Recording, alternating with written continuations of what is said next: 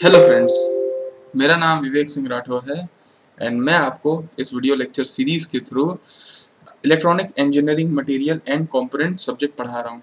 इसमें हम लोग अभी बेसिक वाले चैप्टर में हैं जिसमें हम लोग क्रिस्टल स्ट्रक्चर ऑफ मटेरियल देख रहे हैं। क्रिस्टल के बारे में मैंने आप लोगों को पिछले लेक्चर में बताया कि क्रिस्टल क्या होता है, सिंगल क्रिस्टल क्या होता है, पॉली क्रिस्टल क्या होता है, एमॉर्फस मटेरियल क्या होता है, आइसोट्रोपिक मटेरियल, एनआइसोट्रोपिक मटेरियल, लगभग सारे चीज़ हम लोगों ने पिछले लेक्चर में कवर कर लिए हैं। और उसके पिछले लेक्चर में हम लोगों ने बॉन्ड, केमिकल बॉन्ड क्या होता है, ionic, metallic, covalent bond, vendor wall bond, primary bond, secondary bond, सब चीज़ हम लोगों ने पिछले 2 लेक्चर में कवर कर रखे हैं। इसके बाद आज हम लोग थर्ड लेक्चर पे हैं और थर्ड लेक्चर में हम लोग ये देखने वाले हैं कि क्यूबिक क्रिस्टल स्ट्रक्चर क्या होता है बेसिकली। ठीक है, तो देखिए बेसिकली अगर आप यहाँ पे फिगर देख पा रहे होंगे तो लेफ्ट हैंड साइड पे आपको दिखेगा कि क्रिस्टल लैटिस है। यहाँ पे लैटिस मतलब स्ट्रक्चर, क्रिस्टल स्ट्रक्चर यहाँ पे है। तो आप यहाँ पे देख पाएंगे, देखिए एटम्स का अरेंजमेंट तो आपको समझ में आ जाएगा कि एटम्स कैसे अरेंज है, लेकिन ये स्ट्रक्चर क्रिस्टल स्ट्रक्चर में कैसे दिखते हैं ये आप यहाँ पे देख पा रहे होंगे। इसमें आप यहाँ पे देखेंगे एक जो सबसे ये वाला पोर्शन अगर आप देखेंगे यहाँ पे, तो ये वाला पोर्शन अगर आप देख पा रहे होंगे तो एटम्स बिल्कुल यहाँ पे अरेंज्ड है। ठीक है, एटम्स अरेंज है, लेकिन कोई भी चीज़ ऐसा होता है कि एक छोटी चीज़ होती है और उसको फिर अपन रिपीट करते जाते हैं तो वो बड़ी चीज़ होती है। जैसे कि एग्जांपल के तौर पे मान लीजिए क्लासरूम है, क्लासरूम में बेंचेस रखे हैं, एक बेंच रखा है, फिर ऐसे अलग अलग एक ही बेंच को रखते गए पूरे क्लास फुल हो गया है ना। तो वैसे ही आपका क्रिस्टल होता है, जो सॉलिड होता है, उसमें एक छोटा सा पोर्शन होता है, वो है यूनिट सेल, है ना। यूनिट सेल को अगर अपन रिपीट करते जाते हैं तो वो पूरा एक क्रिस्टल लैटिस बनता है। तो आपको यहाँ पे जो ये वाला यूनिट सेल है, इसको हम लोग यहाँ पे अपन देखते हैं कि ये कैसा होता है और इसके क्या क्या पैरामीटर्स हैं। क्योंकि देखिए हम लोग जो बात करने वाले हैं वो है यूनिट सेल की बात करने वाले हैं। तो यूनिट सेल की अगर हम लोग बात करें तो यूनिट सेल के कुछ पैरामीटर्स होते हैं। अब मैं देखिए आपको मैं आगे के लेक्चर में आपको मैं बताऊंगा कि कैसे सिंपल क्यूबिक लैटिस होता है, कैसे बॉडी सेंटर्ड होते हैं, कैसे फेस सेंटर्ड क्यूबिक होता है। फिर हम लोग एससीपी को भी देखेंगे कि हेक्सागोनल क्लोज पैकिंग क्या होता है, डायमंड क्यूबिक जो आप देख पा रहे हैं वो क्या होता है।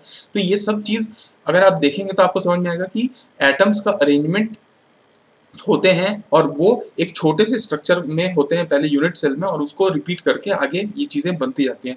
तो जब हम लोग इसके बारे में डिटेल में स्टडी करेंगे तो हम लोगों को कुछ पैरामीटर्स की ज़रूरत पड़ेगी और वो यूनिट सेल के पैरामीटर होते हैं। तो इस लेक्चर में हम लोग यूनिट सेल के पैरामीटर्स स्टडी करने वाले हैं। तो इसमें सबसे पहला जो पैरामीटर होता है वो आपको मैं यहाँ पे ब्लैक स्क्रीन में बताते रहता हूँ। यूनिट्स हम लोग क्या देखने वाले हैं, यूनिट सेल के पैरामीटर, है ना। तो यूनिट सेल के जो पैरामीटर्स होते हैं उसमें सबसे पहली बात तो आपको ये अगर कोई पूछे कि यूनिट सेल क्या होता है तो आप ये बोल सकते हैं बिल्कुल भी कि जो भी एक मिनिमम एरिया का सेल है ना, और जिसको रिपीट करने के बाद पूरा क्रिस्टल लैटिस बनता है, वो यूनिट सेल कहलाता है ना। तो चलिए हम लोग इसके कुछ पैरामीटर्स की तरफ देखते हैं। तो यूनिट सेल के पैरामीटर्स में सबसे पहला जो आता है वो ये है कि डायमेंशन क्या है, मतलब जो यूनिट सेल है उसके डायमेंशन क्या है। आपको पता है कि एक जो आपका क्यूबिक स्ट्रक्चर बनता है, ठीक है, क्यूबिक स्ट्रक्चर होता है वो आप उसमें देखिए कुछ डायमेंशन होते हैं। जैसे कि ये वाला जो डायमेंशन है, लेट सपोज ए है, ये जो डायमेंशन है ये बी है, ये जो डायमेंशन है ये सी है। तो यूनिट सेल, जिस सेल की आप बात कर रहे हैं, जिसको रिपीट करके आप पूरा कुछ बनाने वाले हैं, उस सेल का डायमेंशन क्या है ना। ये डायमेंशन, ये डायमेंशन, ये डायमेंशन, ये क्या है। तो आप यहाँ पे देख पा रहे हैं ए बी सी लिखा हुआ है। तो यूनिट सेल के जो डायमेंशन है उसको ए बी सी में रिप्रेजेंट किया जाता है ना, आम भाषा में। तो सबसे पहला यूनिट सेल के डायमेंशन आपको पता होना चाहिए। दूसरे जो इसका पैरामीटर है, दूसरा पैरामीटर वो है आपका angle between the axis. Angle between the axis भी एक पैरामीटर है जो हम लोगों को यूनिट सेल के बारे में जानकारी होना चाहिए। जैसे कि आप ये देख पा रहे होंगे कि एक ये सेल है ना, और सेल में यहाँ पे एक एंगल बन रहा है, यहाँ पे एक एंगल बन रहा है, यहाँ पे एक एंगल बन रहा है, जिसको अल्फा, बीटा और गामा से रिप्रेजेंट कर रहे हैं अपन। तो unit cell dimension A B C है, जो ये डायमेंशन है। जो एंगल बिटवीन द एक्सिस है वो अल्फा, बीटा, गामा है। तो आपको ये दोनों पैरामीटर याद रखना चाहिए। तीसरा जो पैरामीटर हम लोग यूनिट सेल के लिए देखेंगे वो है यहाँ पे ब्लैक स्क्रीन में लिख देता हूँ। थर्ड जो पैरामीटर है वो है number of atoms per unit cell. मतलब आप इस नाम से समझ पा रहे हैं क्या कि एक यूनिट सेल के अंदर में कितने एटम्स मौजूद हैं। एटम समझ पा रहे हैं ना, जैसे ये एक एटम है ना, ये एक एटम है। अब ये एटम बेसिकली ये सिर्फ इसी क्रिस्टल में तो नहीं है, ये ऊपर वाले क्रिस्टल के साथ भी, यूनिट सेल के साथ भी शेयर कर रखा है, इसके साथ भी शेयर कर रहा है, इसके साथ भी शेयर कर रहा है। तो एक एटम कई एटम्स के साथ बॉन्डिंग शेयर करते हैं। तो एक एटम का पूरा पूरा इस क्रिस्टल में होना पॉसिबल नहीं है, वो अपना कुछ दूसरे यूनिट सेल में भी वो कंट्रीब्यूट करता है। तो अल्टीमेटली कहने का मतलब ये है कि एक यूनिट सेल के अंदर में कितने नंबर ऑफ एटम होते हैं, वो एक पैरामीटर है जो हम लोगों को फाइंड आउट करना है। तो थर्ड पैरामीटर है कि number of atoms per unit cell कितने हैं। चौथा जो पैरामीटर आपका ध्यान देना है, चौथा पैरामीटर वो है आपका एटॉमिक पैकिंग फैक्टर। इस चीज को भी ध्यान दीजिएगा, एटॉमिक पैकिंग फैक्टर, जिसको आम भाषा में एपीएफ कहा जाता है। देखिए एटॉमिक पैकिंग फैक्टर नाम से आपको क्या समझ में आ रहा है कि कितने एटम्स के साथ वो पैक हुआ है। मतलब इसको अगर आप नॉर्मल भाषा में देखें तो आपको ये लगेगा कि एक कार्टून है, मान लीजिए अमेज़न कंपनी का कुछ कार्टून आया है या कोई कार्टून आया है, उसमें आप बॉल्स को भर रहे हैं। तो कितने बॉल्स को आप भर पा रहे हैं, मतलब बॉल्स को अगर आप एटम समझे तो कितने एटम्स का पैकिंग आप कर पा रहे हैं एक यूनिट सेल के अंदर, that is called atomic packing factor.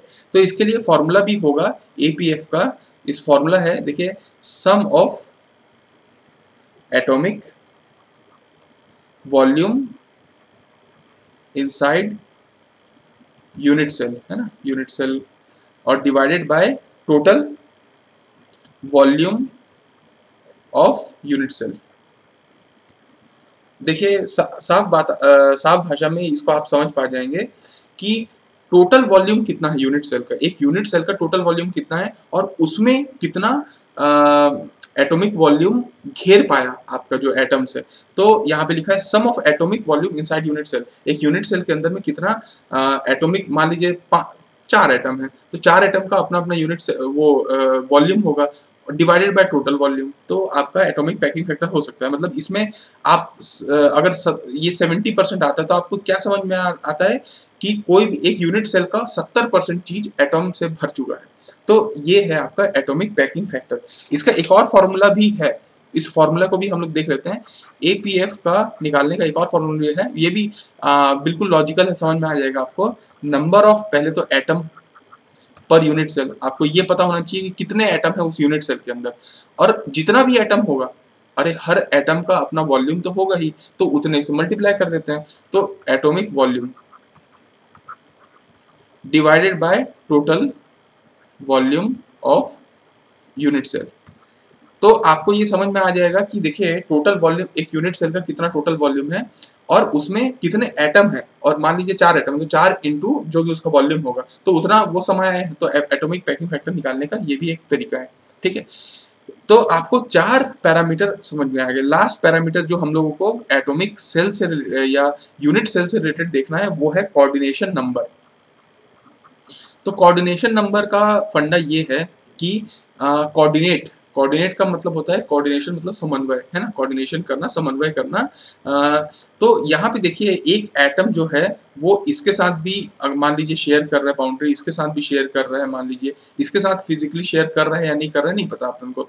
तो अल्टीमेटली कोऑर्डिनेशन नंबर का ये कहना था कि एक एटम कितने बाकी एटम के साथ फिजिकल कॉन्टैक्ट में है, ठीक है। इस चीज को याद रखिएगा कि कोऑर्डिनेशन नंबर का मतलब होता है कि जो एटम्स हैं वो फिजिकल कांटेक्ट में कितने एटम्स के साथ हैं, उतने उस संख्या को कोऑर्डिनेशन नंबर कहते हैं। मतलब वो कितनों के साथ कोऑर्डिनेट कर पा रहा है, that is called coordination number. तो कोऑर्डिनेशन नंबर का बिल्कुल ऐसा ही फंडा है कि वो कितने के साथ कोऑर्डिनेट कर पाएगा। अब इसके बाद हम लोग इसमें आगे देखेंगे कि देखिए जो क्यूबिक क्रिस्टल स्ट्रक्चर है, ये एटम्स, अब देखिए अगर आप यह फोटो देख पा रहे होंगे तो आपको लग रहा होगा कि ये तो बढ़िया अपने कॉर्नर पे है। तो हर एटम या हर मटेरियल ऐसा नहीं है होता, मटेरियल अलग अलग प्रकार का होता है, अलग अलग टाइप के एटम्स अलग अलग तरीके से होते हैं, कई जगह पे कॉर्नर पे ही रहते हैं, कई जगह पे फेस पे भी रहते हैं, कई जगह पे बॉडी पे भी रहते हैं। उस हिसाब से जो क्रिस्टल स्ट्रक्चर है वो सिंपल क्यूबिक स्ट्रक्चर बनता है, बॉडी सेंटर्ड क्यूबिक स्ट्रक्चर बनता है, फेस सेंटर्ड क्यूबिक स्ट्रक्चर बनता है, डायमंड क्यूबिक बनता है, हेक्सागोनल क्लोज पैकिंग बनते हैं, ठीक है, ग्रेफाइट बनता है। तो ये अलग अलग प्रकार का अरेंजमेंट है, या बोल सकते हैं एटम का, जिसके हिसाब से यूनिट सेल अलग अलग प्रकार के बनते हैं, और उस प्रकार से हम लोग इसको सबका कोऑर्डिनेशन नंबर अलग अलग प्रकार के हो सकते हैं, एंगल जो डायमेंशन है वो अलग अलग हो सकता है, एंगल बिटवीन द एक्सेस हो सकता है, एपीएफ अलग अलग हो सकता है। तो ये सारा चीज हम लोग नेक्स्ट लेक्चर में हम लोग डिस्कस करेंगे कि कैसे सिंपल क्यूबिक होते हैं, फिर फेस सेंटर्ड होता है, बॉडी सेंटर्ड होता है, आपका ये डायमंड क्यूबिक होता है, हेक्सागोनल क्लोज पैकिंग होता है ना, और फिर हम कंपैरिजन देखेंगे। तो ये सब हम लोग नेक्स्ट लेक्चर में डील करेंगे। इस लेक्चर के लिए इतना ही काफी है। थैंक यू सो मच, फिर मिलेंगे अगले लेक्चर में। तब तक के लिए tata bye bye, see you, have a good day.